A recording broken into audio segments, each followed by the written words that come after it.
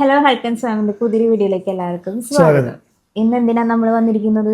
നമ്മൾ Q&Aക്കുള്ള റിപ്ലൈ കൊടുക്കാനായിട്ട്. അതെ, ആൻസേഴ്സ് ആണെന്ന്. ഓക്കെ, അത് കുറേ പേര് നമുക്ക് കുറേ കാര്യങ്ങൾ ചോദിച്ചിട്ടുണ്ട് ആ വീഡിയോയിൽ.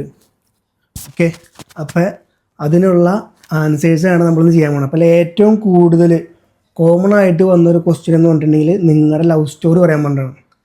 ലവ് സ്റ്റോറി ചിലപ്പോൾ ഇത് പറയുമ്പോൾ ചിലപ്പോൾ ഈ ഒരു എപ്പിസോഡ് ഇവിടെ അങ്ങോട്ട് തീരും ചിലപ്പോൾ. അതുകൊണ്ട് ഷോർട്ടായിട്ട് പറയാം. അപ്പം ഞാൻ പറയാനുള്ള ലവ് സ്റ്റോറികൾ പറയട്ടെ. നീ പറഞ്ഞു, ഞാൻ പറയുമ്പോൾ ചിലപ്പോൾ എല്ലാം പറയും. ഞാൻ എല്ലാം പറയും. കാരണം ലവ് പ്ലസ് അറേഞ്ച്ഡ് എന്ന് പറഞ്ഞിട്ടാണ് കല്യാണം നടന്നതാണ്. അതിന് മുമ്പേ ഫുള്ള് ലവ് ആന്ന് പറഞ്ഞിട്ടുണ്ടെങ്കിൽ സീനാണ് അല്ലേ? പിന്നെ ഫുള്ള് പറഞ്ഞൂടെ? അപ്പൊ ഷോർട്ട് അടിപൊളി തന്നെ പറയും. ഞാൻ പറയുകയാണെങ്കിൽ വള്ളി പുള്ളി തെറ്റാണ്ട് എല്ലാം പറയും. ഇവളാകുമ്പോൾ കുറച്ച് മിഴുങ്ങാനുള്ളത് മിഴുങ്ങിയിട്ട് ബാക്കി അതെല്ലാം മിഴുങ്ങാനുള്ളത് മിഴുങ്ങിയിട്ടല്ല. നമുക്ക് നമ്മുടെ ലൈഫിൽ ഇപ്പൊ പബ്ലിക്കായിട്ട് നമ്മളെല്ലാം കാണിക്കുന്നുണ്ടെങ്കിലും പ്രൈവറ്റ് ആയിട്ട് വെക്കേണ്ട കുറെ കാര്യങ്ങളുണ്ടല്ലോ. അത് എനിക്ക് എപ്പോഴും പ്രൈവറ്റ് ആയിട്ട് വെക്കുന്നത് തന്നെയാണ് ഇഷ്ടം. എനിക്ക് അങ്ങനെ കുറച്ച് നല്ല നല്ല മൊമെന്റ്സ് ഉണ്ട്. അതെന്റെ മാത്രം ഒരു പ്രൈവറ്റ് സ്പേസ് ആണ്. എനിക്കത് ഞാൻ കുറച്ച് ഇങ്ങനെ സ്പേസ് ഒക്കെ ആഗ്രഹിക്കുന്ന അല്ലെങ്കിൽ കൊണ്ടുനടക്കുന്ന ഒരാളാണ്. അപ്പൊ എനിക്ക് എന്റെ ആ ഒരു സ്പേസിനപ്പുറം പോവാണത് വലിയ ഇഷ്ടമല്ല. അങ്ങോട്ട് ഞാൻ പറയാം. അപ്പൊ ഞങ്ങള് പരിചയപ്പെട്ടതുണ്ടല്ലോ, ഞാൻ 8th പഠിക്കുമ്പോഴാണ് കേട്ടോ. ഞാൻ 8th പഠിക്കുമ്പോ പഠിക്കുമ്പോ നീ എന്നെ പരിചയപ്പെട്ടിട്ടില്ല, നീ എന്നെ നോക്കിയിട്ടുണ്ട്, കണ്ടിട്ടുണ്ട്. ഞാൻ പറയാം, അങ്ങനെയല്ല. ഫസ്റ്റ് തന്നെ ഞാൻ പറയാം ഗൈസ്, ഞങ്ങൾ രണ്ടുപേർക്കും ഇടയിൽ ഒരു കോമൺ ഫ്രണ്ട് ഉണ്ടായിരുന്നു. ആ ഒരു കോമൺ ഫ്രണ്ട് ആണ് ഞങ്ങൾ രണ്ടുപേരെയും പരിചയപ്പെടുത്തി തന്നത്. അത് ആരേതാണെന്ന് ഞാൻ പറയുന്നില്ല കേട്ടോ. ഓക്കെ, അപ്പോ ഞാൻ 8th പഠിക്കുമ്പോഴാണ് ഞാൻ ചാച്ചനെ പരിചയപ്പെടുന്നത് എന്ന് പറഞ്ഞു കഴിഞ്ഞാൽ കേട്ട് പരിചയപ്പെടുന്നത് കേട്ടോ. കണ്ടിട്ടൊന്നല്ല, കണ്ടിട്ടേ ഇല്ല. സംസാരിച്ചിട്ടില്ല. ഞാൻ ആ സമയത്ത് +1 ആയിട്ടുള്ളൂ. സംസാരിച്ചിട്ടില്ല, ഒന്നും തന്നെ ഇല്ല കേട്ടോ. അപ്പോ ഇങ്ങനെ അനീഷ് എന്ന് ഇങ്ങനെ ഇവള് വന്നിട്ട് ഇങ്ങനെ കുറെ കഥകൾ പറയും. അന്ന് എന്തോ വലിയ ആളാണ് കേട്ടോ അവിടെ നാട്ടിലും. എന്തോ എല്ലാവർക്കും ഭയങ്കര ഇഷ്ടമാണ്. അന്ന് ഞാൻ വേറൊരു പ്രണയത്തിലായതുകൊണ്ട് ഭയങ്കര ഒരു ഡൊമിനിക് സാവിനെ പോലെ എന്നും പള്ളിയിലൊക്കെ പോകുമായിരുന്നു ഞാൻ. അതുകൊണ്ട് നാട്ടുകാർക്കൊക്കെ ഞാൻ ഭയങ്കര കണ്ണിലുണ്ണിയായിരുന്നു. എല്ലാ ആഴ്ചയും പള്ളിയിൽ പോകും, കുർബാന സ്വീകരിക്കും, കുമ്പസരിക്കും. അതൊക്കെ ഒരു കാലം. കാര്യം ഉണ്ടായില്ല. പെണ്ണ് പറഞ്ഞു, അയ്യേ കള്ളു കുടിക്കില്ല, സിഗരറ്റ് കഴിക്കാത്ത നീയൊക്കെ എന്തിനു കൊള്ളാന്നും പറഞ്ഞ് ആ പെണ്ണ് പോയി. അതുകൊണ്ട് എന്താ അന്ന് പറഞ്ഞ വാശിയാണ്. ഓക്കെ, നമ്മള് ജിമ്മായതുകൊണ്ട് ഓക്കെ വേണ്ട, പക്ഷെ ആ ജിമ്മ് കൊണ്ട് തന്നെ നമ്മൾ സക്സസ് ആക്കി കാണിക്കുക എന്നുള്ള വാശി അവിടെ നിന്ന് തുടങ്ങിയതാണ്. അത് കാണിച്ചു, കണ്ടോണ്ടിരിക്കുന്നുണ്ടാവില്ലേ? ഇപ്പോഴും കഞ്ഞി പിടിക്കുന്ന ജിമ്മ് കൊണ്ടല്ലേ? ഓക്കെ, അപ്പൊ ഞാൻ പറഞ്ഞു വന്നത്, ഞാൻ 8th പഠിക്കുന്ന സമയത്ത് ഞങ്ങള് തമ്മില് പരിചയം, അതായത് കേൾവി കൊണ്ടുള്ള പരിചയം ഉണ്ടായിരുന്നു കേട്ടോ. പക്ഷെ അന്ന് ആനിവേഴ്സറിക്കൊക്കെ കാണാനായിട്ടൊക്കെ വന്നിട്ടുണ്ടായിരുന്നു. പക്ഷെ ഞങ്ങൾ തമ്മിൽ അന്നൊന്നും കണ്ടിട്ടില്ല. കാണാനൊക്കെ എത്ര സാഹചര്യം വന്നു കഴിഞ്ഞാലും കാണാനുള്ളത് വരാറില്ല കേട്ടോ, കാണാറില്ലായിരുന്നു. എങ്ങനെയെങ്കിലൊക്കെ എങ്ങനെയെങ്കിലൊക്കെ തട്ടിമുട്ടി ആ ഒരു ചാൻസ് നമ്മൾ മിസ് ചെയ്യുന്നതല്ല, അത് ഓട്ടോമാറ്റിക്കലി മിസ്സായി പോവായിരുന്നു. പിന്നെ ഞാൻ അങ്ങനെ വലിയ മൈൻഡ് ഒന്നും കൊടുത്തിട്ടുണ്ടായിരുന്നില്ല കേട്ടോ. 8th കഴിഞ്ഞ് ആ കൊച്ച് വേറെ സ്കൂളിൽ പോയി. ഞാൻ അവിടെ തന്നെയാണ് പഠിച്ചത്, അവള് വേറെ സ്കൂളിൽ പോയി. ഞാൻ പിന്നെ 8th കഴിഞ്ഞു, 9th കഴിഞ്ഞു, 10th കഴിഞ്ഞു. ഈ സമയത്ത് ഒന്നും ഈ മനുഷ്യനെ പിന്നെ ഞാനത് കാര്യം വിട്ടു കേട്ടോ. അങ്ങനെ ഒരാളെ പരിചയപ്പെട്ടെന്നോ അങ്ങനെ ഒന്നുമില്ല. അത് ഞാൻ +1 +2 പഠിക്കുന്ന സമയത്ത് ഇവള് വീണ്ടും ആ സ്കൂളിൽ തന്നെ വന്നു കേട്ടോ. പിന്നെ ഞങ്ങള് വീണ്ടും ആ പരിചയം പുതുക്കിയ ഫ്രണ്ട്ഷിപ്പ് ബോണ്ടൊക്കെ അങ്ങനെ കണ്ടൊരു ഇത് ഞാൻ പറയാം. ഓക്കെ ഗായ്സ്, നമ്മള് ഞാൻ ഇവനെ ഇവിടെ കണ്ടിട്ടുണ്ടേ. ഇവിടെ പണ്ട് കണ്ട ഫോട്ടോ ഉണ്ടെങ്കിലും ഞാൻ പറയുന്നത് മുമ്പൊരു നമുക്കൊരു 1 സൈഡ് ലവ് ഉണ്ടായിരുന്നു. അത് പോയി കഴിഞ്ഞതിന് ശേഷം നമ്മളിങ്ങനെ മുടിയൊക്കെ വളർത്തി ഇങ്ങനെ ചുള്ളനായിട്ട് നടക്കുന്ന സമയം അങ്ങനെ മാളെ സ്റ്റാൻഡ് വെച്ച് മുടിയൊക്കെ വളർത്തിണ്ടായിരുന്നു. ഇങ്ങനെ മുടിയൊക്കെ ഫ്രണ്ടിലൊക്കെ കട്ട പിരികം ത്രെഡ് ചെയ്ത് വെച്ചേക്കുന്നത്, അത് മാത്രമേ ഫോട്ടോ കാണുന്ന. എന്റെ പൊന്നെ, അത് എന്റെ കയ്യിലുണ്ടെങ്കിൽ ഞാൻ ഗൈസ് നിങ്ങളെ ഒരു ദിവസം കാണിക്കുന്നതായിരിക്കും. അതൊന്നും അറിയും. ഇന്നീ കണ്ട പിരികം പോലെ ആയിരുന്നില്ല. പേദപ്പന്റെ പിരികം കണ്ടോണ്ടാ. പേദപ്പിന് ഇപ്പൊ അത് വലിയ കുഴപ്പമില്ല, കുറച്ചങ്ങോട്ട് വലിയ കഴിയുമ്പോണ്ടല്ലോ നമ്മളൊരു ഫോട്ടോ കൊടുത്താൽ ഈ പുരികം മാത്രം എങ്ങനെ ഇരിക്കും ഈ വീതിക്കകത്ത്. ഇപ്പൊ താടിയൊക്കെ ഒന്നും അറിയാത്ത നല്ല പിരിക. ഈ സാധനം കൊണ്ട് നമ്മൾ സ്കൂൾ ഫോട്ടോയിൽ നിൽക്കുന്ന നാണക്കേടാ. ഫോട്ടോ നിന്ന് കഴിഞ്ഞാൽ പുരുകം മാത്രം ഇങ്ങനെ ഇരിക്കും അവിടെ. അപ്പൊ അത് കാരണം കൊണ്ട് ഞാനതിങ്ങനെ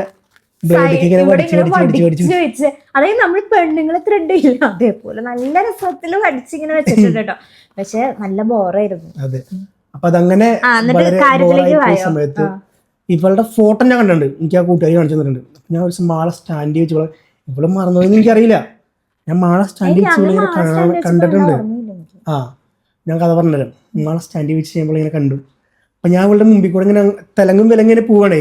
നമ്മുടെ വെട്ടൻ സിനിമയിലെ പോലെ മണി പോലെ ഞാൻ മണിയുടെ ഫ്രണ്ടാ മാലന്റേലുണ്ട്, ഞാൻ മണിയുടെ ഫ്രണ്ടാ മാലന്റേൽ എന്ന് പറഞ്ഞാൽ അങ്ങോട്ടും ഇങ്ങോട്ടും പൊട്ടി. കുട്ടി നമ്മളെ നോക്കുന്നില്ല, കുട്ടി നമ്മളെ മൈൻഡ് ചെയ്യില്ല. കാരണം കുട്ടി നമ്മളെ കണ്ടെങ്കിൽ +1 വെച്ചിട്ടാ. പക്ഷെ നമ്മളപ്പോഴേക്കും +1 കഴിഞ്ഞ് +2 കഴിഞ്ഞ് തിരിച്ച് ജോലിയും കിട്ടി കഴിഞ്ഞതിന് ശേഷം ഇവിടെ കാണാം. ജോലി കിട്ടി കഴിഞ്ഞ ശേഷം ഇവിടെ കാണുമ്പോൾ ഇവിടെ നമ്മളെ മൈൻഡ് ചെയ്യുന്നില്ല. അപ്പൊ ഞാൻ വിചാരിച്ചു ഓക്കെ നമ്മളെ മറന്നു പോയിട്ടുണ്ടാവും, എന്തെങ്കിലും അവിടെ കല്ല് വെള്ളി എന്നുള്ള രീതിയിൽ ഞാനത് വിട്ടു. അത് കഴിഞ്ഞ് പിന്നെ ഒരു 1-2 ആഴ്ച കഴിഞ്ഞപ്പോൾ നമ്മുടെ ഫോണിലേക്ക് ഒരു ഈവനിങ് ഒരു കോൾ വരുന്നു. ആ ഒരു ദിവസം ഏതോ ഒരു ശനിയോ ഞായറോ തോന്നുന്നു. ഡേറ്റ് ഒന്നും എനിക്കറിയില്ല. നവംബർ 13. നവംബർ 12 നവംബർ 8 അല്ലേ? ഇനി ഞാൻ പറയാം. ഇത് ഞാൻ വിളിക്കാനുള്ള കാരണം എന്താണെന്ന് വെച്ചിട്ടുണ്ടെങ്കിൽ ആ കുട്ടി എൻ്റെ അടുത്ത് വന്നിട്ട് പറഞ്ഞു അനീഷ് വിളിക്കാൻ പറഞ്ഞിട്ട് നമ്പർ തന്നിട്ടുണ്ടെന്ന് പറഞ്ഞു. അന്ന് നമ്മുടെ കയ്യിൽ ഫോണൊന്നും ഇല്ലല്ലോ. അപ്പം എൻ്റെ സ്കൂളിൻ്റെ തൊട്ട് ഫ്രണ്ടിലായിട്ട് മറ്റേ കോയിൻ ബൂത്ത്, അങ്ങനെ 1 രൂപ കോയിൻ ഇട്ടിട്ട് വിളിക്കുന്ന സംഭവം ഉണ്ടല്ലോ, അതുണ്ടായിരുന്നു. അങ്ങനെ ഞാൻ 1 രൂപ ഇട്ടിട്ട് ഞാൻ ഈ മനുഷ്യനെ വിളിച്ചു കേട്ടോ. അന്നാണ് ഞങ്ങൾ ആദ്യമായിട്ട് സംസാരിക്കണത്. ഏതാ വർഷം? 2000 പറട്ടെ പോരട്ടെ അച്ഛാ 13 ഞാനൊന്നും പറയാനില്ല. ഓക്കെ ഇനി അടുത്തത് പറയും. അപ്പൊ അവിടെ നിന്ന് അങ്ങനെ വിളിച്ചു കേട്ടോ. പിന്നെ ഞങ്ങള് ആ ഒരു ഒറ്റ ടൈമിൽ വിളിച്ചുള്ളൂ. പിന്നെ അങ്ങനെ വിളിക്കാനൊന്നും പറ്റില്ലല്ലോ. അത് കഴിഞ്ഞിട്ട് പിന്നെ ഞങ്ങള് അതിനുശേഷം പിന്നെ ഞങ്ങൾ ഇങ്ങനെ ആ പ്രണയം ഇങ്ങനെ പതിയെ ഫസ്റ്റ് മീറ്റപ്പ് ഇവിടെ ഞാൻ പറയാം കോട്ടമുറി പള്ളിയുടെ താഴെ ഞാൻ എന്റെ FCS ബൈക്കുമായിട്ട് ഒരു രാജ ആ പാട്ടൊക്കെ പാടി ഇങ്ങനെ കൊണ്ട് സൈഡില് ആ പച്ച പ്ലാവിന്റെ ചോട്ടി കൊണ്ട് ഞാൻ നിർത്തി. അപ്പൊ അവിടെ നിന്ന് ഒരു ഇളമ്പച്ച ചുരിദാർ ഇട്ടിട്ട് അത് കറക്റ്റ് അല്ലേ? നോക്കൂ എന്റെ ഓർമ്മ നിങ്ങൾ ചിന്തിക്കൂ. ചുരിദാർ അവിടെ നിന്ന് കുണിങ്ങിയ ഒരാള് വരുന്നത്. നല്ല മഴ ഉണ്ടായിരുന്നു. മഴ ഉണ്ടായിരുന്നു ഓർമ്മയില്ല. ഞാൻ നിന്റെ ആ നോട്ടത്തിൽ ഞാൻ മറന്നുപോയി. മഴ ഉണ്ടായോ വെയിലാണോ മഞ്ഞാണോ ഒന്നും ഞാൻ ഓർക്കണില്ല. അപ്പൊ first impression is the best impression എന്ന് പറഞ്ഞ പോലെ അന്ന് ഇവളുടെ മുടി എന്നൊക്കെ പറഞ്ഞ അന്തരത്തിലെ ജഗതിയുടെ പോലെയാ ഇങ്ങനെ കിടക്കാൻ മുടി. ഇപ്പഴല്ലേ മുടി ഇങ്ങനെ അന്ന് മുടി കേളൊക്കെ ചെയ്തിട്ട് ഇങ്ങനെ അന്തരത്തിലെ ജഗതി. എന്റെ മുടി അങ്ങനെയായിരുന്നു, ഇങ്ങനത്തെ പറയാ. അന്നൊക്കെ നല്ല തിക്ക് മുടിയായിരുന്നു കേട്ടോ. അപ്പൊ ഇങ്ങനെ പറന്നിങ്ങനെ നിക്കുമായിരുന്നു. എന്റെ മുഖം കണ്ടില്ലേലും മുടി കാണുമായിരുന്നു. പള്ളിയുടെ പടി ഇറങ്ങി വരുമ്പോ ഇങ്ങനെ മുടി ഇങ്ങനെ നടന്നു ഇങ്ങനെ കുലുങ്ങി ഒരു സാധനം. മുടി ഇങ്ങനെ ഇരിക്കണേ എന്ത് പണ്ടാണെങ്കിലും അവിടെ നമ്മുടെ ആ കോലം വെച്ചിട്ട് ഒരു പെണ്ണിന് നമ്മളോട് ഇഷ്ടം തോന്നണല്ലേ. എത്ര നാൾ പോകുന്ന അറിയാൻ പാടില്ല, അതുവരെ നോക്കാം വല്ലി എന്നുള്ള രീതിയിൽ അങ്ങനെയാ ഞാൻ ഫസ്റ്റ് മീറ്റ് ചെയ്തേ. അപ്പൊ ഇതിനെ കെട്ടണമെന്ന് ഞാൻ വിചാരിച്ചിട്ടുണ്ടായില്ല, ഉള്ള കാര്യം പറഞ്ഞ. അങ്ങനെ അവിടെ നിന്ന് പ്രേമം അങ്ങോട്ട് പൂത്തൊലയുകയാണ്. പിന്നെ ഇടയ്ക്ക് ബസ്സിൽ വെച്ച് കാണും. അങ്ങനല്ല ഞാൻ പറഞ്ഞേ. നമ്മള് മറ്റേ ഞാൻ പറഞ്ഞില്ലേ ഓരോ പരിപാടി പള്ളിയിൽ എന്തോ പരിപാടി കഴിഞ്ഞിട്ട് ബസ്സിനൊക്കെ വന്നിട്ടുണ്ട് നമ്മള്.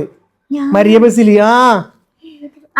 നിന്റെ പള്ളിയിലെ പരിപാടി എന്തോ പരിപാടി അതാ ഞാൻ പറഞ്ഞ. പള്ളി പോകാറുണ്ട്. ഈ പള്ളിയിൽ പെരുന്നാളിന് വരാറ്, എന്റെ പള്ളിയിൽ പെരുന്നാളിന് വരാറുണ്ട്, രാജന്റെ പള്ളിയിൽ പെരുന്നാൾ, അങ്ങനെ. അത് കഴിഞ്ഞിട്ട് ഞാൻ പിന്നെ +2 കഴിഞ്ഞതിന് ശേഷം ഞാൻ പിന്നെ ഒപ്റ്റോമെട്രിക്ക് പഠിക്കാനായിട്ട് എറണാകുളത്ത് പോയി. അതെ, ആ സമയത്ത് ഞാൻ എറണാകുളത്ത് വർക്ക് ചെയ്യുന്ന സമയം, എവിടെ നമ്മുടെ IFBയിൽ വർക്ക് ചെയ്യുന്ന സമയം എറണാകുളത്ത് പോയി. പിന്നെ ഇതൊക്കെ ഞങ്ങളിങ്ങനെ ഞാനൊരു ഫോൺ മേടിച്ചു കൊടുത്തു വിളിക്കാനായിട്ട്. കാരണം അപ്പനമ്മ വിളിക്കണല്ലോ. അന്ന് പിന്നെ ഹോസ്റ്റലിൽ ഞാൻ നിക്കണം, എന്തായാലും ഫോൺ യൂസ് ചെയ്യല് പറ്റൊന്നുമില്ല.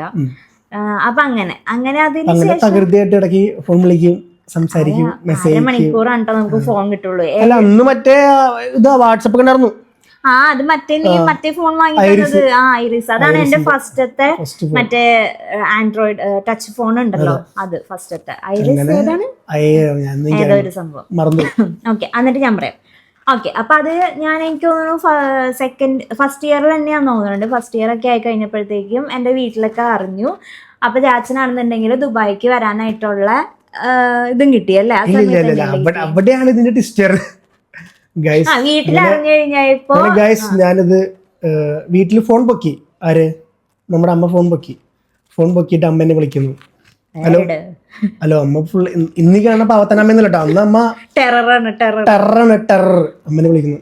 ഹലോ അനീഷല്ലേ? ഞാൻ പറഞ്ഞത് നീ എന്ത് ധൈര്യത്തിലടാ നീ എന്റെ മോളെ വിളിച്ചത്? നീ അങ്ങനെയൊക്കെ എന്ത് ധൈര്യത്തില മോളെ വിളിച്ചത്? നീ ഫോണൊക്കെ കൊടുത്തൂല അവക്ക്, നിന്നൊന്ന് കാണണല്ലോ, എനിക്ക് കുറച്ച് സംസാരിക്കാണ്ടെന്നൊക്കെ പറഞ്ഞു. ഞാൻ പറഞ്ഞു ഓക്കെ കാണാം, സംസാരിക്കാന്ന് പറഞ്ഞു. അങ്ങനെ കോട്ടമ്പുരി കോളേജിൽ അമ്മ എന്ന് വർക്ക് ചെയ്യുന്ന സമയം ഞാനൊന്ന് അമ്മേനെ കാണാൻ വേണ്ടി എന്നതിനപ്പോൾ അമ്മ പറഞ്ഞു ഈ വക കാര്യങ്ങൾ ഇവിടെയാണ് സംസാരിക്കുക, നീ വീട്ടിലേക്ക് വാ, വീട്ടിലേക്ക് വന്ന് സംസാരിക്കാമെന്ന് പറഞ്ഞു. ഗൈസ് അങ്ങനെ ഞാൻ ധൈര്യത്തോടെ വീട്ടിലേക്ക് വന്നു. പിന്നെ വീട്ടിൽ പോയി അമ്മയോട് സംസാരിച്ചു. അമ്മയെ നമ്മൾ കൺവിൻസ് ചെയ്തു. ഫസ്റ്റ് കൺവിൻസ് ചെയ്യുന്ന അമ്മേനാണ്. പിന്നെ അമ്മ സെറ്റായിപ്പോൾ അമ്മയുടെ അടുത്ത് ഞാൻ പറഞ്ഞു. അമ്മ ചോദിച്ചു മോനെ ഈ ജോലി കൊണ്ട് നടന്നാലൊക്കെ കല്യാണം കഴിഞ്ഞ് ജീവിക്കാൻ പറ്റുമോ? ഗൈസ് അന്ന് എനിക്ക് ആകെയുള്ള ശമ്പളം എന്ന് പറഞ്ഞാൽ വെറും 8,500 രൂപയും പിന്നെന്തായിരുന്നു പിന്നെ നൈറ്റ് പെയിന്റ് പണിക്കൊക്കെ പോകട്ടെ, നമ്മൾ പെട്രോൾ അടിക്കണ്ടേ. 8,500 രൂപ ഇതിലും പിന്നെ പാർട്ട് ടൈം ജിമ്മിൽ നിന്ന് എന്തെങ്കിലും കിട്ടും. പിന്നെ ഈ പറഞ്ഞ പോലെ നമ്മുടെ പെയിന്റ് പണിക്ക് പോകുമ്പോൾ രാവിലെ പെയിന്റ് പണിക്ക്, നൈറ്റ് നമ്മുടെ ഏത് AC വർക്ക് TCS. അപ്പം അങ്ങനെയൊക്കെ ആയിരുന്നു പോയിട്ടുണ്ട്. അതിനിടയ്ക്ക് പെട്രോൾ അടിക്കാൻ കാശില്ലാണ്ടാകുമ്പോൾ ഇവളുടെ പോക്കറ്റ് മണി കൊണ്ടാണ് ഞാൻ പെട്രോൾ അടിച്ചിരുന്നത്. ഓക്കെ ഗൈസ്, അങ്ങനെ ഇവളാക്കാൻ മേടിച്ച് സഹായിക്കുമായിരുന്നു ചില സമയത്തൊക്കെ. സ്വർണ്ണമായിട്ടൊന്നും മേടിച്ചില്ല അല്ലേ? ഇല്ല, സ്വർണ്ണമായിട്ടൊന്നും മേടിച്ചില്ല. മേടിക്കേണ്ട അവസ്ഥ വന്നായിരുന്നു, പക്ഷെ അപ്പോഴേക്കും ശരിയായി. അപ്പോൾ ഞാൻ പറഞ്ഞു വെച്ചിട്ടുണ്ടെങ്കിൽ ഇപ്പം അമ്മയുടെ അടുത്ത് ഞാൻ പറഞ്ഞു ഈ ജോലി കൊണ്ട് നടന്ന മോനെ ഒന്നും ആവൂല, കല്യാണം കഴിഞ്ഞ് ജീവിക്കണമെങ്കിൽ ഇതൊന്നും പോരാന്നൊക്കെ പറഞ്ഞപ്പോൾ അന്നത്തെ ഒരു ചോറത്തലപ്പിൽ ഞാൻ ഇത് എന്ത് തള്ളണത്, ഈ ജോലി പോരാ ജീവിക്കാൻ. 8,500 രൂപ പെയിന്റ് പണി എല്ലാം കൂടി കൂട്ടിയൊരു 10,000-20,000 രൂപ മാസം ഉണ്ടാക്കല്ലേ, അത് പോരെ എന്നാണ് എൻ്റെ മനസ്സിൽ. ബാങ്ക് വിളിച്ചു. സോറി ഗൈസ്, നേരത്തെ ബാങ്ക് വിളിച്ചോണ്ടാണ് കുറച്ച് ഒരു ഇൻട്രപ്ഷൻ വന്നത്. അപ്പോൾ നമ്മളിവിടെ പറഞ്ഞു നിർത്തിയേ. അപ്പോൾ കറക്റ്റ് അമ്മയുടെ അടുത്ത് നമ്മൾ UK പോകാമെന്ന് പറഞ്ഞിട്ടാണ് പിന്നെ അമ്മ നമുക്ക് സംസാരിക്കാൻ പെർമിഷൻ തരണേ. പിന്നെ ഞാൻ അമ്മേനെ വിളിക്കും, അമ്മ ഫോൺ കൊടുക്കും. അങ്ങനെ ഉള്ളപ്പോഴൊക്കെ അമ്മയുടെ പെർമിഷൻ ഇല്ലാണ്ടൊക്കെ സംസാരിച്ചേക്കണം.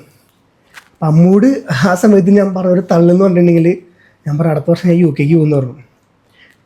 ഞാനത് മറന്നുപോയി. കറക്റ്റ് ഒരു വർഷം കഴിഞ്ഞപ്പോൾ അമ്മ എന്നെ വിളിച്ചിട്ട് ഇത് എന്താ UK പോകണ കാര്യം എന്ത്? ഞാൻ UK ഏത് UK? നീയല്ലേ കഴിഞ്ഞ വർഷം പറഞ്ഞേ UK പോകുന്നത്, നീ മറന്നുപോയാ? എനിക്ക് ഓർമ്മ ഉണ്ടായില്ല. UK പോകുന്നു പറഞ്ഞത് ഞാൻ മറന്നുപോയിക്കുന്നത്. പാസ്പോർട്ട് പോലും എൻ്റെ കയ്യിലില്ല. അപ്പം അമ്മോട് ഞാൻ പറഞ്ഞു അമ്മ എൻ്റെ കയ്യിൽ പാസ്പോർട്ട് പോയില്ല, ഞാൻ നാട്ടിൽ തന്നെ നിന്നോളൂ, എനിക്ക് നാടെന്നെ മതി, എനിക്ക് UK ഇല്ലാത്ത തേങ്ങയില്ല എന്ന് പറഞ്ഞു. മോനെ ഇതൊന്നും നല്ല ജീവിതം, ഇങ്ങനെയൊക്കെ പോയി കഴിഞ്ഞാൽ നടക്കൂല എന്നൊക്കെ പറഞ്ഞ അമ്മയും ഞാനും തമ്മിൽ പറഞ്ഞു 1-2 പേർ തെറ്റി. അമ്മ പറഞ്ഞു ഈ ബന്ധം അവിടെ നടക്കില്ല എന്ന് അർത്ഥം കുറിച്ചാണ് പറഞ്ഞത്. അങ്ങനെ പിന്നെ ആ ഒരു വാശിപ്പുറത്ത് എങ്ങനെയെങ്കിലും പുറത്തോട്ട് പോകണം എന്നുള്ളൊരു മൈൻഡായി, രക്ഷപ്പെടണം എന്നുള്ള മൈൻഡായി, പെണ്ണ് കെട്ടെന്നുള്ള മൈൻഡായിക്കണ്. അപ്പം അന്നത്തെ ഏജ് എന്ന് പറഞ്ഞിട്ടുണ്ടെങ്കിൽ അമ്മ പൊക്കണ സമയം 2014. 2014 വയസ്സെന്ന് പറഞ്ഞാൽ 20 വയസ്സായിട്ടുണ്ടാവും. അപ്പോൾ ആ സമയത്ത് എങ്ങനെയും പുറത്തേക്ക് പോകാനായിട്ട് പഠിച്ച പണി 18 നോക്കി. അങ്ങനെ നമ്മുടെ ഒരു ഫ്രണ്ട് ദുബായിൽ ജിം ട്രെയിനർ വേക്കൻസി ഉണ്ട്, 1 ലക്ഷം രൂപ വിസയ്ക്ക് കൊടുത്താൽ കയറി പോകാമെന്ന് പറയുന്നത്.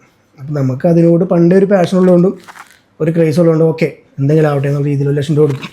അതിൽ 10 രൂപ കമ്മീഷനും നോക്കി. അങ്ങനെ അത് കമ്മീഷൻ എന്തെങ്കിലും ആവട്ടെ, നമ്മുടെ ഫ്രണ്ടാണ് അവൻ ചെയ്തത്. അവൻ്റെ പേര് റിജോയ്സ് എന്നുണ്ട്, അവൻ പൂവത്തിശ്ശേരിയിലുള്ള. അപ്പോൾ അവനാണ് എന്നെ ഇവിടെ കയറ്റി വിട്ടെ. അങ്ങനെ കമ്മീഷനൊന്നും നോക്കിയൊന്നുമില്ല, അത് അവിടെ ഇവിടെ വന്നേ പിന്നെയാണ് ഞാൻ അറിഞ്ഞത് കമ്മീഷൻ അടിച്ചെന്നൊക്കെ. എന്തെങ്കിലും ആവട്ടെ, നമ്മൾ രക്ഷപ്പെട്ടു, അതാരും കുഴപ്പമില്ല. അപ്പം അങ്ങനെ നമ്മൾ ദുബായിലെത്തി. ദുബായിലെത്തുന്നതിന് മുമ്പ് അമ്മയ്ക്ക് മാത്രമേ അറിയുള്ളൂ. അപ്പം അമ്മ പറഞ്ഞു മോനെ പോണേക്ക് മുമ്പ് പപ്പോടൊന്നും സംസാരിച്ചിരിക്കുന്നു പറഞ്ഞു. അങ്ങനെ ഞാൻ പോണേൻ്റെ തലേദിവസം എനിക്ക് ഓർമ്മയില്ല, എന്നാൽ കുറച്ച് ദിവസം മുമ്പ് അവിടെ പേപ്പർ വർക്ക് ഒക്കെ നടന്ന് ആ ഒരു ടൈം ഉണ്ടല്ലോ, വിസ പ്രോസസ്സിംഗ് ഒക്കെ ആയ സമയത്ത് ഞാൻ പോയിട്ട് പപ്പ എടുത്ത് പറഞ്ഞു പപ്പ എനിക്കിത് ഇന്ന മോളെ എനിക്കിഷ്ടമാണ്, ഞാനത് എനിക്കൊരാഗ്രഹമില്ല പുറത്തേക്ക് പോകാൻ, എനിക്ക് എൻ്റെ അപ്പൻ്റെ അമ്മയുടെ കൂടെ നാട്ടിൽ നിൽക്കണം എന്നുള്ള മൈൻഡാണ്. ഇവളെ കെട്ടാൻ വേണ്ടി മാത്രം, അതായത് അപ്പനും അമ്മയും എല്ലാവരും പറഞ്ഞിട്ടുള്ള ഞാൻ പുറത്തോട്ട് പോയില്ല, ഇവളെ കെട്ടാൻ വേണ്ടി മാത്രമാണ് ഞാൻ ദുബായിക്ക് പോണേ. പുറത്ത് പോയിട്ട് പറയാം, ഈ പോയി വരുന്നവരുടെ തന്നെ കാണും.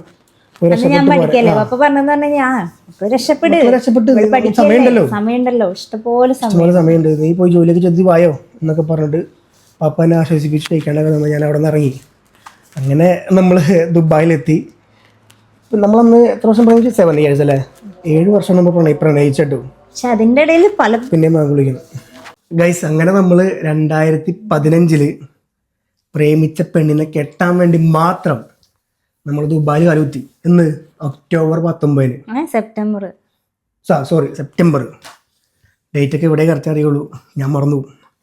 സെപ്റ്റംബർ 19 ദുബായിലെത്തി. ഈ ദുബായിലെത്തുന്ന സമയം 2015 2016 വരെ എൻ്റെ FB ഒരു പെണ്ണ് പോലും ഇല്ല ഫ്രണ്ട് ലിസ്റ്റിൽ. 2017 ഇല്ല, 2015 2017 ലാസ്റ്റ് അങ്ങാണ്ടായി കഴിഞ്ഞപ്പോ ടിക്ടോക്ക് എന്ന് കാലെടുത്ത് കുത്തിയോ? ടിക്ടോക്ക് അല്ല ആ സമയം ഗൈസ്. ഇതിന്റെ ഇടയിൽ ഇവളുടെ തന്തയ്ക്ക് വിളിച്ചു പറഞ്ഞിട്ട് ഒരു 3 മാസം ബ്രേക്കപ്പ് ആയി. അത് ഗൾഫിൽ പോണേക്ക് മുമ്പാണ്. അത് കഴിഞ്ഞിട്ട് പിന്നെ ബ്രേക്കപ്പ് ആവണ ഏതാ, ഞാൻ എന്തോ വേറെ ഏതോ പെണ്ണിനെ ഇങ്ങനെ തന്നെയാണ് പറഞ്ഞേ. നിന്റെ അപ്പനൊന്നല്ല നിന്റെ തന്തയോട് പോയി പറയുന്നത് അങ്ങനെ അതൊന്നും ഞാൻ എന്റെ ലൈഫിൽ ഞാൻ കേട്ടിട്ടില്ല.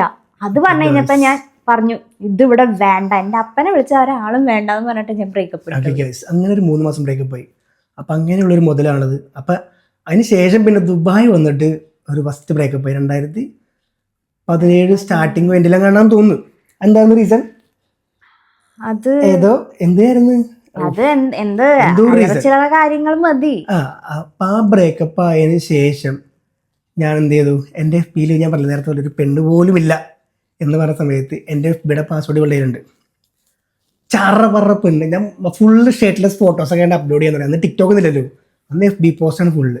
ചറ അമ്മായിമാരുടെ റിക്വസ്റ്റ്, പെൺപിള്ളേരുടെ റിക്വസ്റ്റ്, അങ്ങനെ കുറെ ഐ ലവ് യു, അങ്ങനെ അതെ, അങ്ങനെ കുറെ അമ്മായിമാരുടെ സെക്സ് ചാറ്റ്, ഇങ്ങനെ എന്തെല്ലാം പ്രവാഹം മഴ. അപ്പൊ ഇവളുടെ പാസ്വേഡ് ഉണ്ട്. ബ്രേക്കപ്പ് ആയി പോയവള് തിരിച്ചു വരണല്ലോ. നമ്മൾ ആണുങ്ങൾക്കൊരു സ്വഭാവമുണ്ട്, നമ്മളൊരു തെറ്റ് പറ്റി എന്തെങ്കിലുമൊക്കെ വന്നാൽ നമ്മൾ കുറേ ചാഞ്ഞും കണഞ്ഞൊക്കെ സ്റ്റോറിയൊക്കെ പറയും. അത് കഴിഞ്ഞ് ഒന്ന് രണ്ടാഴ്ചയൊക്കെ സ്റ്റോറിയൊക്കെ ഇട്ട് നമ്മൾ കാലൊക്കെ പിടിച്ച് പോകും.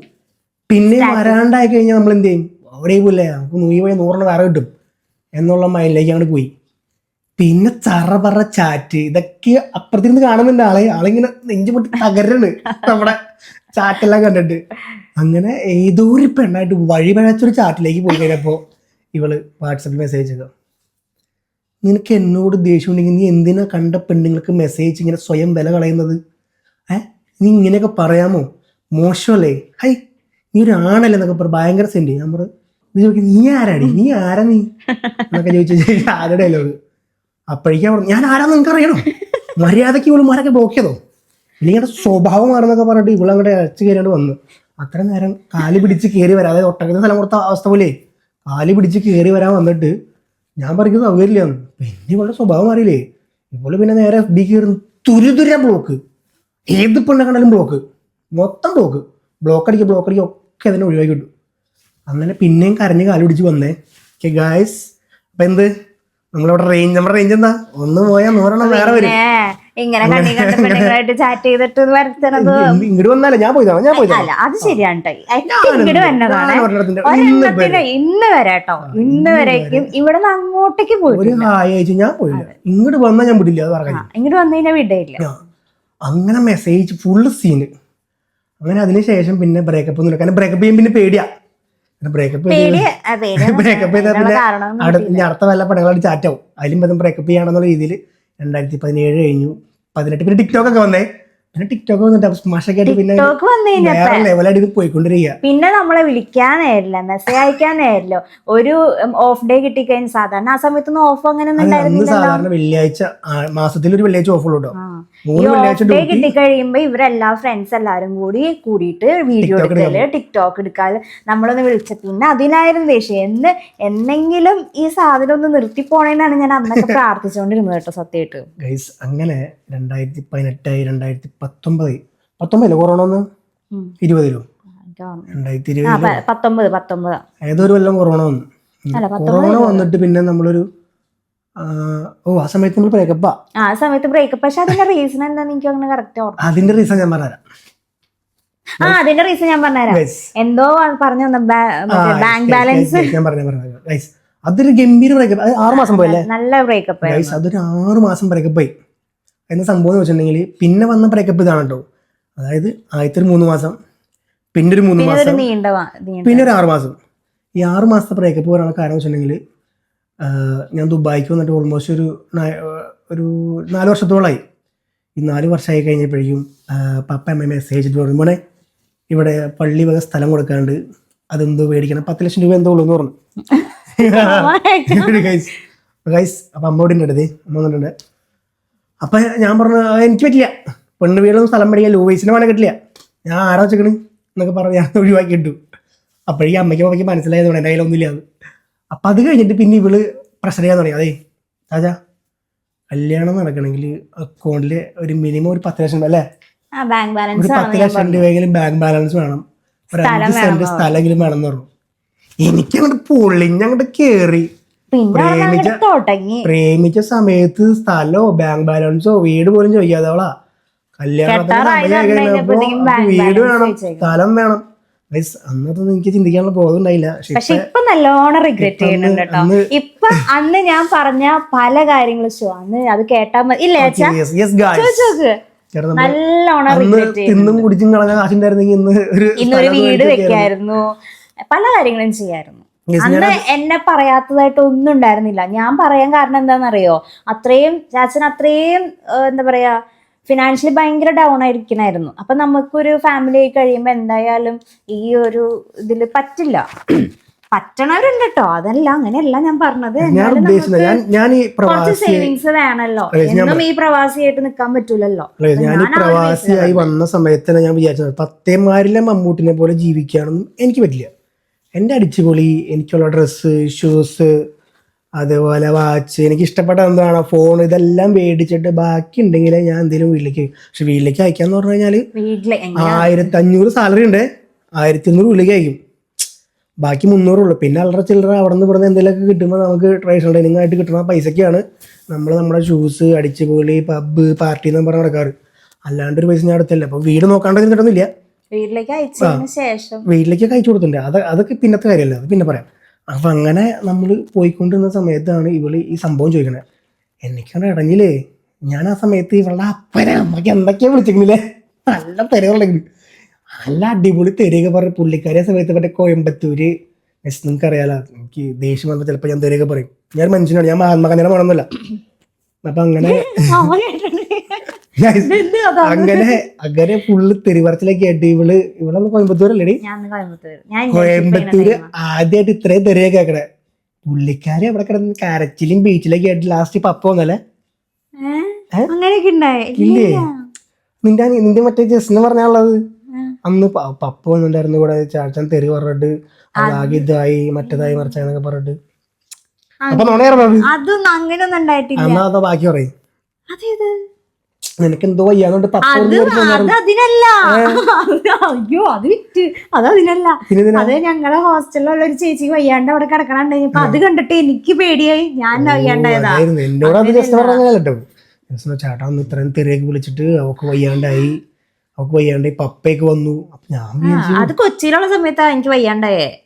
അതെ അപ്പൊ തെറി വിളിച്ചിട്ടുണ്ടേ ഇല്ല, അപ്പൊ ഒന്നും കുഴപ്പമില്ല. ഇവളേത് പറയണ എനിക്ക് ഓർമ്മയില്ല. എനിക്ക് അന്ന് ജസ്റ്റിനെ പറഞ്ഞ ഓർമ്മയാണ് ഞാൻ പറഞ്ഞത്. അപ്പൊ അന്ന് തെറി പറഞ്ഞു വയ്യാണ്ടായി എന്നൊക്കെ പറഞ്ഞപ്പോ എനിക്ക് വരെ വിഷമയിച്ചേ വേണ്ടായിരുന്നു എന്നൊക്കെ പറഞ്ഞിട്ട് ഞാൻ പിന്നെ മെസ്സേജ് മറ്റേ ബ്രേക്കപ്പ് ആയത് കോയമ്പത്തൂർ വെച്ചിട്ട്, വയ്യാണ്ടായത് കൊച്ചി വെച്ചിട്ടാ. അപ്പൊ എന്തെങ്കിലും അല്ല അന്ന് കരഞ്ഞു ഇതായിട്ടുണ്ടായിരുന്നു, ആകെ മൊത്തം ഡൗൺ ആയിരുന്നു ഞാൻ അന്ന്. ഞാൻ വർക്കിന് ഡ്യൂട്ടി അങ്ങനെയൊക്കെ ആയിരുന്നു. അങ്ങനെ 6 മാസം ബ്രേക്കപ്പ് ആയി. ഇതിന്റെ ഇടയിൽ വേറൊരു കുട്ടി വന്നു ഗൈസ്. ആ കുട്ടിയായിട്ട് ഭയങ്കര ലവ് എന്ന് പറഞ്ഞു കഴിഞ്ഞാൽ ആ കുട്ടിക്ക് മാത്രം ഉണ്ടായല്ലോ കേട്ടോ, ഇവിടെ അങ്ങനെ ഉണ്ടായിരുന്നു. നീ എന്നാ എന്നോട് അങ്ങനെയല്ലല്ലോ പറഞ്ഞു. എനിക്കും ഉണ്ടായിരുന്നു ഗൈസ്, പാവം കുട്ടിയായിരുന്നു ഗൈസ്. അപ്പൊ ഞങ്ങള് ഇത് കട്ട് ചെയ്യണം, ഞങ്ങള് ഹൃദയം കൈമാറി. ഇത് കട്ട് ചെയ്യും, എനിക്ക് പറ്റില്ല, അത് പറയാൻ പറ്റൂല, നിനക്ക് ഇഷ്ടമല്ല നീ പറഞ്ഞേ. അങ്ങനെ ഈ 6 മാസത്തെ ബ്രേക്കപ്പിന്റെ ഇടയിൽ നമ്മൾ വീണ്ടും ഒരു പ്രണയത്തിൽ കുടുങ്ങി. അങ്ങനെ ആ പ്രണയത്തിൽ കുടുങ്ങി. അതൊരു ഏകദേശം ഒരു ഈ 6 മാസത്തിന്റെ ഇടയിൽ 6 മാസം തന്നെ റിലേഷനിൽ പിന്നെയും പോയിട്ടാ. അങ്ങനെ ഫോൺ വിളിയായി, മെസ്സേജ് ആയി, ഇങ്ങനെയൊക്കെ ആയി കഴിഞ്ഞപ്പോഴേക്കും ഞാൻ വേറൊരു ഫ്രണ്ടിനോട് പറഞ്ഞിട്ട് അവൻ നോക്കി മെസ്സേജ് രതീഷ് ഇതിന്റെ ഇടയിൽ കലക്ക് വെള്ളത്തിൽ മീൻ പിടിക്കാൻ നോക്കി. രതീഷ് കലക്കുവെള്ളത്തിൽ മീൻ പിടിക്കാന്ന് പറഞ്ഞ രതീഷ് ഇവിടെ മെസ്സേജ് അതേ അവര് വേറൊരു കുട്ടി വന്നിട്ടാ, നല്ല സുന്ദരി പെണ്ണാ, കുട്ടി ഹിന്ദു ആണെന്നുള്ളൂ, പക്ഷെ അടിപൊളി കുട്ടിയാണ്, കല്യാണം ഉറപ്പിച്ചു, മിക്കവാറും അടുത്ത വർഷം ഉണ്ടാവും എന്നൊക്കെ പറഞ്ഞു. ഇത് കേട്ടപ്പോ നിനക്ക് എന്തായിരുന്നു തോന്നിയത്?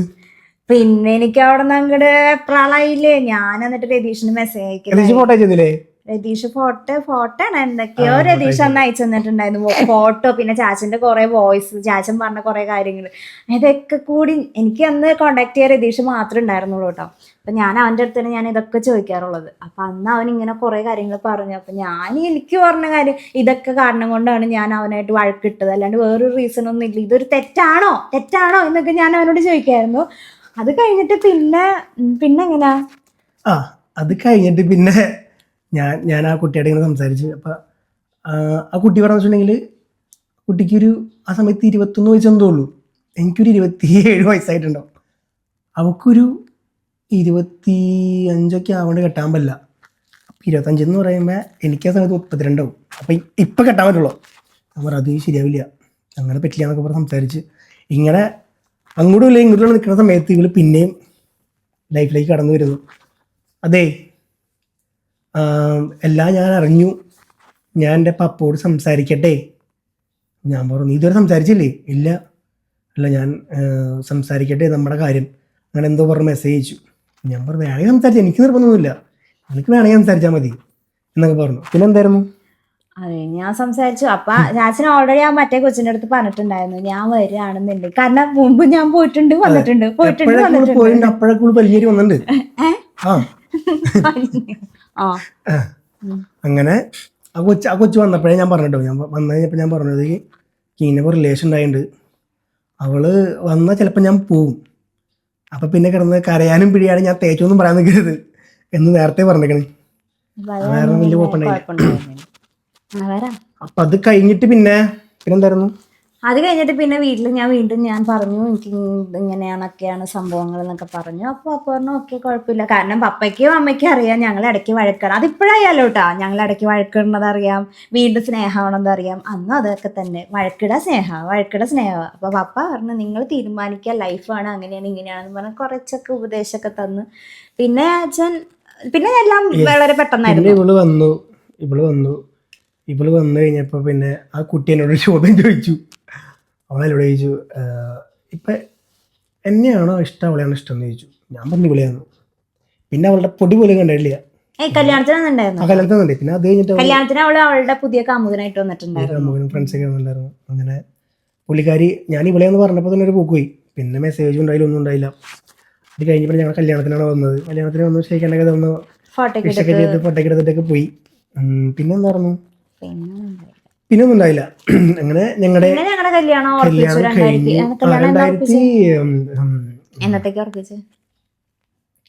2021 ജനുവരി 25 മനസ്സമ്മതം, ജനുവരി 27 കല്യാണം. സ്മൂത്ത് ആയിട്ട് പോയിക്കൊണ്ടിരിക്കുന്ന ഡേറ്റും ദിവസങ്ങളൊക്കെ ചോദിച്ചു വെറുതെ ഫ്ലോ കളയും. അതാണ് ഏറ്റവും വലിയൊരു കുഴപ്പം. ബാക്കി പറ. ഡിസംബർ മാസം 2010 ഡിസംബർ മാസം സോറി, ഞാൻ എൻ്റെ പഴയ പ്രണയത്തിലേക്ക് പിന്നെ ഇമോഷണലായി. അയ്യേ ഇവിടം കൊണ്ട് എന്നോട് ഞാൻ പിന്നെ പറയാത്തതാണ്, ടൈം പാസിനെ നോക്കിയതാ പറയാൻ പറ്റോ? ടൈം പാസ് അല്ലാതെ വെറുതെ പറഞ്ഞ ശരിക്കും ഇമോഷണലായി പോയി പെട്ടെന്ന്. അന്നത്തെ കാലം ഓർത്തു കഴിഞ്ഞാൽ ആ കുട്ടി ഇപ്പൊ കാണുന്നുണ്ടെങ്കിൽ ഈ ചേട്ടൻ ഇവിടെ നെഞ്ച് പൊട്ടി മരിക്കുന്നുണ്ട്. ആ കുട്ടിയെ ഓർത്ത് ശുദ്ധിയായ ഒരു കുട്ടി, ഒരു പാവം, പഞ്ചപാവം. ഇവളൊറ്റ ഞാൻ അതിനെ അത് ഒരാള് പോകുമ്പോഴത്തേക്കും വേറൊരാള് വന്ന് അയായിട്ട് സ്നേഹം, അതൊക്കെ മോശമല്ലേ? ഈ ശാപൊക്കെ ഞാൻ എവിടെ കൊണ്ടുപോയിക്കാം? അങ്ങനെയാണെന്നുണ്ടെങ്കിൽ കൊറേ പെണ്ണുങ്ങളുടെ ശാപം എനിക്കുണ്ടാവും. അതൊന്നും എനിക്ക് കൊറേ പെണ്ണുങ്ങളെ നോക്കണ്ട, അതൊന്നും ഒരു സിൻസിയറിറ്റി ഉണ്ടായ സാധനമല്ല. പക്ഷെ ഇതൊരു അയ്യോ ഓവറാക്കി ചാളാക്കല്ലേ. ബാക്കി പറയും. എനിക്കത് ഇപ്പോഴൊരു ഒരു തീരാവിഷമായിട്ട് അതിനെ ഒന്നും കൂടി കിട്ടിയാലോ? കല്യാണം കഴിച്ചിട്ടില്ലെങ്കിൽ ഒരു കൈ നോക്കുന്നോ? അത് പറഞ്ഞപ്പോ മുഖത്തുള്ള ഒരു നാണം കണ്ടില്ലേ? അങ്ങനെ സമ്മതിക്കുകയായിരുന്നെങ്കിൽ അതൊരു പുണ്യപ്രവൃത്തിയായിട്ട് ഞാൻ കാണുള്ളൂ. എനിക്ക് വേണ്ടിട്ടല്ല, അത് ആ ഒരു ശാപം നിന്റെ തലേന്ന് പോവാ. അയ്യോ കുഴപ്പമില്ല, അത് എന്റെ തലയിൽ ഇരുന്നോട്ടെ, കുഴപ്പമില്ല. ഓക്കെ ഗൈസ്, അപ്പൊ അങ്ങനെയാണ് കല്യാണം കഴിഞ്ഞത്. ഇതാണ് നമ്മുടെ love story. Love plus tragedy plus പട്ടിണി, പരിവട്ടം, ദാരിദ്ര്യം, ഇതെല്ലാം ഇതിനിടയിൽ ഉണ്ടായിരുന്നു. അങ്ങനെ നമ്മൾ കല്യാണത്തിലേക്ക് അങ്ങനെ ഞാൻ പറഞ്ഞു യുകെയുടെ കേസ് പറഞ്ഞില്ലേ, അന്ന് എനിക്ക് മനസ്സിലായി ഇവളുടെ അമ്മയ്ക്കുള്ള അതേ ഓർമ്മ തന്നെ ഇവക്കുണ്ട്. അല്ല നമ്മള് ലൈഫ് സെറ്റ് ആക്കണം എന്ന് വിചാരിക്കണത് തെറ്റല്ലല്ലോ. പക്ഷെ അതുകൊണ്ട് എന്താ ഉണ്ടായേ? ചാച്ചന് എന്താ നേട്ടം ഉണ്ടായേ? അത് പറയാം. അല്ലെങ്കിൽ എല്ലാവരും വിചാരിക്കും, ഓ ഇവള് കാശ് കണ്ടിട്ട് അല്ലെങ്കിൽ കാശ് കൊണ്ട് മാത്രം ജീവിക്കാം അങ്ങനത്തെ. ഞങ്ങളുടെ റിലേഷൻ സമയത്ത് ഞാൻ പറഞ്ഞില്ല, പെട്രോൾ അടിക്കാൻ വരെ അമ്മ അറിയണ്ടെന്ന് എനിക്കറിയില്ല, പെട്രോൾ അടിക്കാൻ വരെ ഇവളുടെ കയ്യിൽ നിന്ന് കാശ് മേടിച്ചിട്ടാണ് ഞാൻ പോയിരുന്നത്. ഇന്ന് ഇവളുടെ പപ്പ പോക്കറ്റ് മണി കൊടുക്കണതൊക്കെ ഈ പോക്കറ്റിലേക്കാണ് പോയിട്ടുണ്ട്. എല്ലാം ഒന്നും ഇല്ലാട്ടോ അമ്മ, എല്ലാം ഒന്നും ഇല്ലാട്ടോ, കുറച്ച് ഇച്ചിരി എന്റെ കർത്താവേ. ഗൈസ് നിങ്ങൾ വിചാരിക്കും പൈസ കണ്ട് കെട്ടിയത്, അങ്ങനെയൊന്നുമില്ല. ആ സമയത്ത് ഞാൻ പറയും 8,500 രൂപ ശമ്പളം ഉള്ളവന് ഏത് പെണ്ണ് നോക്കാനാണ്, ആര് നോക്കാനാണ്? പിന്നെ അന്നത്തെ കോലം എന്ന് പറഞ്ഞാൽ നിങ്ങൾ കണ്ടിട്ടുള്ളതല്ലേ, ബംഗാളി ലുക്ക് ആയിട്ടിരിക്കണം ഞാൻ. അന്ന് സ്നേഹം എന്ന് പറയുന്നത് ഇഷ്ടമെന്ന് പറയാനും കൂടി ഉണ്ടായിരുന്ന ആളാണ് ഇപ്പൊ കൂടിയിരിക്കുന്നത്. ഗൈസ് നമ്മളിങ്ങനെ പലതും പറയുന്നുണ്ടെങ്കിലും ഞങ്ങൾ തമ്മിലുള്ള ബോണ്ട് എങ്ങനെയാണ് പറഞ്ഞു പറയിപ്പിക്കണം എന്ന് പറയാ. അതൊക്കെ ഉള്ള തന്നെ ഞങ്ങളിങ്ങനെ തമാശക്ക് അങ്ങോട്ടും ഇങ്ങോട്ടൊക്കെ ഓരോന്നൊക്കെ ഇങ്ങനെ ചളിയൊക്കെ ഞാൻ പറയാം. നമുക്ക് അങ്ങനെ തലയെ കുടുങ്ങി ഒഴിവാക്കണം എന്ന് തോന്നിയാണെങ്കിൽ എപ്പോഴും ഒഴിവാക്കിയാൽ എത്ര അവസരങ്ങൾ ഉണ്ടായിട്ടുണ്ട്. അപ്പൊ അങ്ങനെ ഒന്ന് ഒഴിവാക്കി പോകാൻ പറ്റിയ ബന്ധങ്ങളല്ല ചില ബന്ധങ്ങൾ എന്നൊക്കെ പറയുന്നത്. ഓക്കെ, എന്താ പനിയല്ല വയറിളക്കം. അത് നമ്മളന്ന് എനിക്ക് അതിന്റെ ഇടയ്ക്ക് അച്ഛന് നാട്ടിൽ വന്നു കഴിഞ്ഞപ്പോ ഒരു ദിവസം വയറിളക്കം വന്നു കേട്ടോ, ലൂസ് മോഷൻ വന്നിട്ട് ട്രിപ്പ് ഇട്ട് കിടക്കാം. അന്ന് ഞങ്ങൾ ബ്രേക്കപ്പാ. അന്ന് തന്നെ എനിക്ക് വയറുവേദന എടുത്തിട്ട് അൾട്രാസൗണ്ട് ചെയ്യാൻ വേണ്ടിയിട്ട് ആ സെയിം ഹോസ്പിറ്റലിൽ പോയി. എനിക്കൊന്നും അറിയില്ലായിരുന്നു കേട്ടോ അച്ഛൻ അവിടെ ട്രിപ്പ് ഇട്ട് കിടക്കാണെന്നൊന്നും എനിക്കറിയില്ലായിരുന്നു. ഞങ്ങൾ സ്കാൻ ചെയ്യാൻ ചെന്ന് കഴിഞ്ഞപ്പോൾ ബെൻഷ അവിടെ ഇരിക്കണ്ടായിരുന്നു, അച്ഛൻ്റെ കസിൻ ബ്രദർ, അവൻ അവിടെ ഇരിക്കണ്ടായിരുന്നു. അപ്പൊ അവനോട് ഞാൻ ചോദിച്ചു കഴിഞ്ഞപ്പോഴാണ് പറയുന്നത് അനീഷ് ഇവിടെ കാഷ്വാലിറ്റി ട്രിപ്പ് ഇട്ട് കിടക്കേണ്ടത്. പിന്നെ ഞാൻ ഈ സിനിമയിലൊക്കെ കാണുന്ന പോലെ എന്ത് പറ്റുണ്ട് അച്ഛന്, അന്ന് ബ്രേക്കപ്പ് അല്ലേ, നമുക്കൊന്നും അറിയില്ലല്ലോ. അന്ന് ആ ഒരു വിഷമത്തില് നല്ല വിഷമൊക്കെ ആയിട്ടോ, കാരണം അത്രയും നാളെ എല്ലാ കാര്യവും അറിഞ്ഞിട്ട് പെട്ടെന്ന് ഈ ഹോസ്പിറ്റലിൽ ഇങ്ങനെ കിടക്കാന്ന്. കാര്യം ലൂസ് മോഷൻ ആണെന്നുണ്ടെങ്കിലും എന്തോ തിന്നിട്ട് വയറ്റി പിടിക്കാഞ്ഞതാ. അപ്പൊ ഇതിന്റെ ഇടയിൽ വേറെ രസമുണ്ട്. ഇതിന്റെ ഇടയിൽ പിന്നെ പ്രശ്നമൊക്കെ ഇപ്പൊ നിങ്ങൾ പറയല്ലേ, എങ്ങനെ ചേട്ടാ ഈ അമ്മായപ്പനും അമ്മായിയും പഠിക്കണെന്ന്. അമ്മ പറഞ്ഞു എനിക്ക് കെട്ടിച്ചേരിയാന്ന്. അമ്മ പറഞ്ഞു, പപ്പ പറഞ്ഞു എന്റെ കൊക്കിന് ജീവനെ കെട്ടിച്ചേരിയാന്ന്. ഇവളുടെ വീട്ടിൽ പോയി സംസാരിച്ചു കൊക്കിന് ജീവനെ കെട്ടിച്ചേരിയാന്ന് കുറെ ആൾക്കാർ. പക്ഷെ ഇപ്പൊ അതൊക്കെ കണ്ടോ, നമ്മളെങ്ങനെ ട്രീറ്റ് ചെയ്യണോ, നമ്മളവരെങ്ങനെ ട്രീറ്റ് ചെയ്യണം എന്നുള്ള രീതി അനുസരിച്ച്. കല്യാണത്തിന് മുമ്പ് അപ്പനമ്മയായിട്ടുള്ള പ്രശ്നങ്ങളും കാര്യങ്ങളൊന്നുമില്ല. ആഫ്റ്റർ മാരേജ് ഞാൻ പറയില്ലേ, ഒരു പുതുമണവാളനായ ഞാൻ അവിടെ കയറി ചെല്ലുമ്പോ എങ്ങനെയായിരുന്നോ ഇപ്പോഴും അങ്ങനെ തന്നെ. അതിനൊരു മാറ്റം ഇതുവരെ ഉണ്ടായിട്ടില്ല. മനസ്സിലായി? അതാ ഞാൻ പറഞ്ഞത്. അപ്പൊ അവിടുത്തെ ഇവളുടെ പപ്പ അമ്മ എന്ന് പറഞ്ഞ അവർക്കൊരു ആൺമക്കളില്ല എന്നുണ്ടെങ്കിൽ എന്നെ കറക്റ്റ് ഒരു ആൺകൊച്ചിനെ പോലെ, അത് അവരൊരു മോനെ പോലെ കണ്ടുകൊണ്ടാണ് എനിക്ക് അവരെ അപ്പനെ മോനെ പോലെ കാണാൻ പറ്റുന്നു. കല്യാണത്തിന് മുമ്പ് ഫുള്ള് കീരിയും എപ്പോഴും അമ്മയായിട്ട് പൊരിഞ്ഞടി, പപ്പയായിട്ടാണെങ്കിൽ ലാസ്റ്റ് ടൈമിൽ ഫുള്ള് വാക്കുവാതൊക്കെ ആയി. മറ്റേ വീട്ടിലൊക്കെ കയറി ചെന്നിട്ട് ഞാൻ കെട്ടും എന്നൊക്കെ പറഞ്ഞല്ലോ. അങ്ങനെയല്ല, ലാസ്റ്റ് അച്ഛൻ ഇങ്ങോട്ടേക്ക് കയറി വരുന്ന സമയത്ത് എയർപോർട്ടിലേക്ക് പോണ വഴിക്ക് എങ്ങാണ്ടാണ് വീട്ടിൽ വന്ന് സംസാരിച്ചത്. അപ്പൊ അമ്മ പപ്പ പറഞ്ഞില്ല മോനെ പറ്റില്ല. അതന്നെ വീട്ടിൽ ആ ആർച്ചിന്റെ അവിടെ നിന്നിട്ട് ഇങ്ങനെ പറ്റില്ല എന്നൊക്കെ അങ്ങനെ അത്ര ഒന്നുമില്ല, പറ്റില്ല. അങ്ങനെ പറഞ്ഞു പപ്പ. അങ്ങനെ ഹാർഡായിട്ടുള്ള ഇതിലൊന്നും പറ്റില്ല, കെട്ടിച്ചേരാൻ പറ്റില്ല അങ്ങനെയൊക്കെ സംസാരിച്ചു. തല്ലുപിടിക്കണം, അതാണ് ഞാൻ പറഞ്ഞത്. ഇവർക്ക് അറിയാം ഞങ്ങൾ തല്ലുപിടിച്ച് കഴിഞ്ഞിട്ടുണ്ടെങ്കിൽ അപ്പൊ ബ്രേക്കപ്പ്, പിന്നെ വീണ്ടും ഒരു നാളില്ലാണ്ട് വീണ്ടും സ്നേഹം. അപ്പൊ ഇവരെന്നെ ചോദിക്കണ്ടേ ഇവള്